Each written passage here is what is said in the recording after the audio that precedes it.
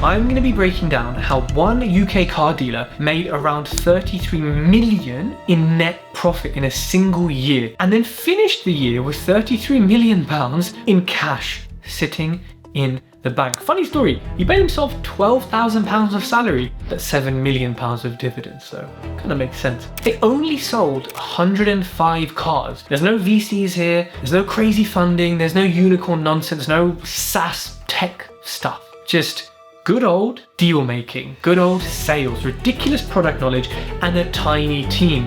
We are talking about Tom Hartley Jr.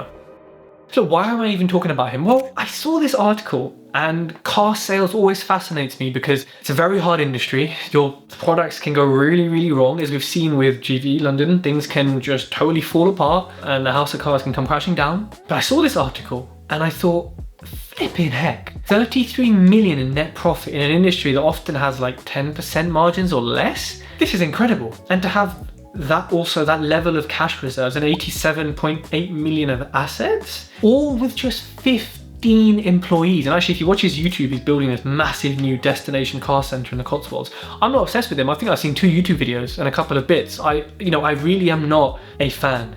I'm just a fan of what he's done. So 15 employees. You know what? There are SaaS, software as a service companies, with 200 staff who don't get anywhere near those numbers, right? Tom Hartley Jr. runs 15 people, sells just over 100 cars a year, and you still throw off 30 odd million in net profit. What? And that's why, as a business, I'm like, I need to share this with you because there has to be some lessons and learnings that we can apply. And if we look at previous years, they were less. You know, I'll tell you why this year was quite big in particular, which says a lot about him and his brand. But in 2022, I think did about 11 million in profit only, and sold about 102 cars and did 114 million turnover. Now that year, it makes sense in the car industry. You're doing 114 mil turnover and you're profiting 11. That's kind of more where we're at. Of course, because your products are such high value, but your margin on it is just that top bit, right? Just that cream. And then apparently a year later, he made 20.1 million profit on only 77 cars with 181 million turnover. That sounds like 260 grand profit per car, which does sound a bit crazy because, you know, you're buying a Porsche 911 at 100, you're selling it for 110. Not sure how that works, but he's doing a relatively low volume, but has ridiculous profitability. So who is Tom Hartley Jr.? Now, imagine being so deep in the game that by 16 years old, you're a partner. You heard that, you're a partner in your family's multi-million supercar business. Now, hey, you know, my dad could say, hey, you're now a partner in the business. But at 16, that was Tom, yo. He grows up in this environment, he misses out on a normal school life, and then he walks away entirely from the family firm to build his own thing, focused on collecting cars. Like, we're talking about serious cars here. Ferrari 250s, McLaren F1s, like that level. Like, these are hypercars, and these are hypercars that are appreciated. Unlike some of the new things and the ugly things like the Testarossa and F80 and stuff that Ferrari produced that looks fucking horrible, man. Bring back Pininfarina. And I've seen this on social media, but over the last 25 years, he built a reputation where billionaires, F1 bosses, serious collectors, I think he recently sold, there's so many Hartley Juniors, seniors in the game, I don't understand, like no one's got any inventiveness in the names, that sold the Mansour Auger collection, I think someone who saved a McLaren, or anyway, had a bunch of orange McLarens. If you know cars, you might recognize this collection. Worth a good chunk of money, might I add. He even won the Queen's Award for International Trade, which is basically the government saying, yeah, like, these guys are the real deal, like, yeah. You know, we're good with them. Like, I think Bernie Eccleston, very, very famous, has a testimonial about Tom Hartley Jr. And McLaren Zach Brown, you might recognize him from Drive to Survive, praises him. And to be fair, when I see the videos of him, he comes across so mature, so professional. And I can see why he's working in this industry at this level because of how he comes across. And he doesn't come across cocky, he doesn't come across arrogant, like he knows everything. He comes across just very well. Just someone you'd want to buy something expensive from. And when you look at these numbers, how big really are they? And I know I've mentioned it a couple of times, but doing 173 million in revenue with 15 people, that's over 11.5 million in revenue per head. And it's not like they're selling 5,000 Fiestas and they just sell 100 cars. That's like less than 10 a month. You know, there's car dealers out there who turn over way less, who are still in the higher echelons, and you know, they're selling 30, 40 a month, So it's interesting that he's really cherry picked that high level. And that's something for us in our business is, Do we want to sell to everyone? Do we want to sell to that small percentage of rich people? Do we want to solve rich people's problems? Do we want to solve normal people's problems? Where are you at in your business? You know, he's picked his niche, he's picked his lane, and that's something for us. He's not selling Ford Fiestas, Kias. He's not going to touch them, right? It's not his business. He's not interested in that. He's operating at this level. But there's dealers who do sell Fiestas and Micras and they kill it. And they are going nowhere near Porsche, Ferrari, McLaren. And you look at that and run a mile. It doesn't work.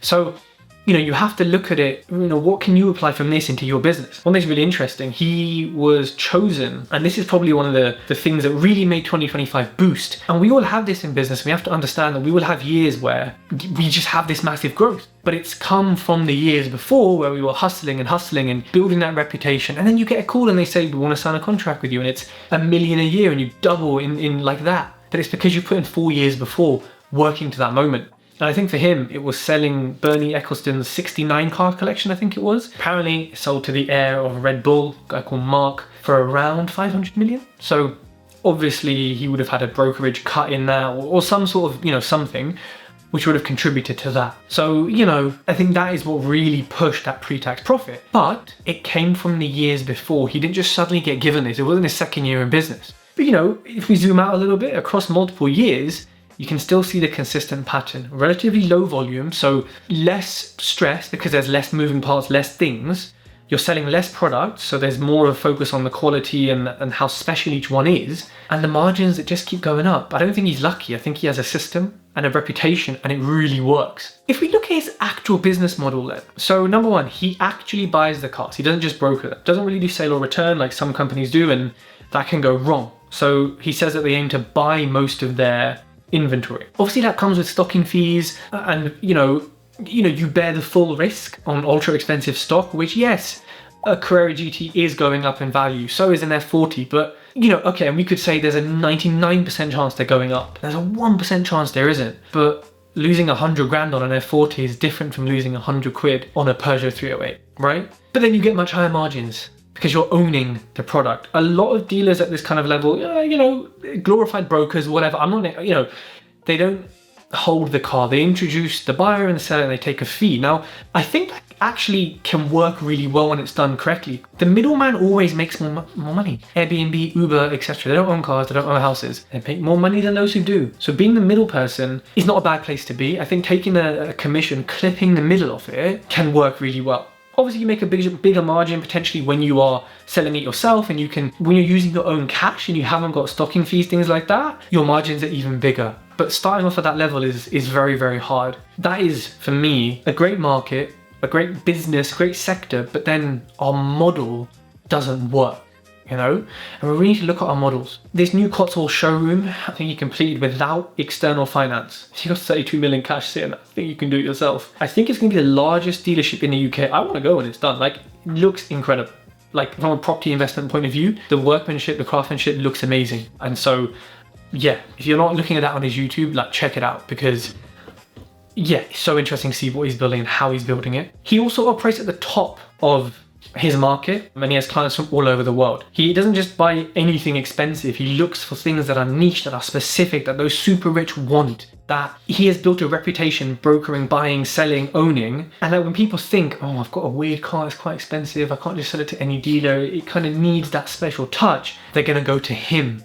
And again, where are you in your niche? When someone needs a particular type of Venetian plaster, are they coming to you or they're going to that specialist? Probably the specialist. But do you want to be a specialist? Not necessarily. Could you rebrand part of your business to be a specialist, even though it's technically not a different business? Yes, you could. These are kind of things I go through on my paid consultation calls, people with my mentors, how can we reframe things and remarket things to reposition yourself in the market, but while still maintaining what you have? Because you can be broad as hell. We are a cleaning business, but when we do our biohazard and things like that, it might even have a different website, a different email, because we're saying that's totally different, we're specialists. We partner with them, but we're the same. It makes a big difference. Now look, his mindset, his work ethic and skills, like you, like me, are going to play a massive part in his success. I think he retains so many details about cars, history, spec, provenance, not just skims it. Oh, it's pink, it's this, it's that. He does really interesting one take Tom Talks videos. I'm copying Test Talks. Walking around multi-million-pound cars and remembering things from memory. Now, his staff obviously need to do the same. Most people consume content. I think he stores it. I think he can look around a showroom and he knows the history because he's obsessed with his product. Are you obsessed with your service, your product, the health and safety element of it, the chemicals you use, the type of flipping wood that you... Are you obsessed with it? To the point where people are like, well, what? You know a lot about fucking CLS timber, dude. You're like, yeah, because that's my shit. So I think in our businesses, how obsessed, and we don't have to be, but if we really want to reach the upper echelons, how obsessed are we with these things? Apparently he wakes up at 6:30, he's in the office till 11:30. That's not a life for me personally, I'll be honest with you. Am I going to make 33 mil net profit ever? Nope. Do I give a shit? Nope. Am I happy for him? Yes. But living and breathing the business like that, that's not for me. And I appreciate he fucking loves it. He doesn't do it because he's forced to do it, or well, that's a different question. Is he being pulled or is he pushing? Sometimes as entrepreneurs we get pulled to do things by the business, by this, by that.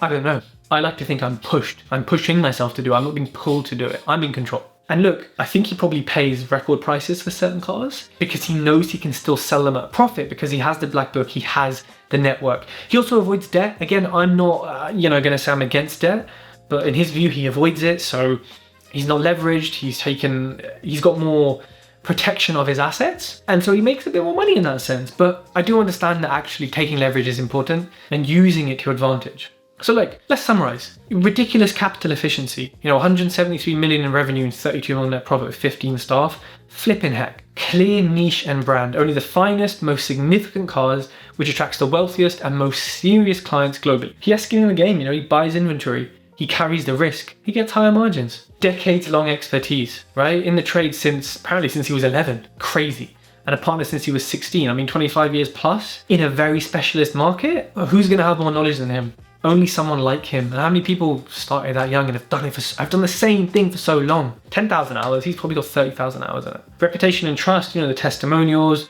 the people whose car collection he sells and who he sells to, the Queen's Award, word of mouth, massive. Does he have to do any marketing? Yeah, of course he does, but, And he's reinvesting. Who the fuck wants to pay this stupid government all the corporation tax? He's reinvesting it. And, people like him are entrepreneurs that carry this economy, this shitty economy that has not grown for however many years because of government stifling it. The UK doesn't deserve entrepreneurs like him. I'll be fucking honest with you. Sorry, the UK deserves it. The government doesn't deserve entrepreneurs like him. By stifling growth and exactly what they're doing now, budgets impending or already out by the time you watch this, you can't tax your way to prosperity. You can't tax your way to growth. You have to encourage growth, loosen things up, get us going, and then say, yo, listen, you had your time. Now we're going to have to tax you a little bit. And we say, cool, we had it good, but we've never had that. We've just had it shut off our fucking asses. And look, his obsessive work ethic and knowledge is... Yeah, look, you and I might not be trading 10 million pound Ferraris, but the playbook scales down to whatever level you're operating at.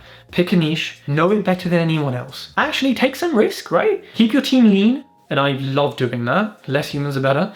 Reinvest your profits into widening your moat. Moats are things that protect your business, whether it's a new site, better systems, more marketing, a different person of staff, acquiring another business, whatever it is. Look, if you enjoyed this breakdown of Tom Hartley Jr.'s business, let me know. Send me a message, send me, something on Instagram, leave a comment on this, and I'll do more of these, because this story just fascinated me and I really wanted to share it with you.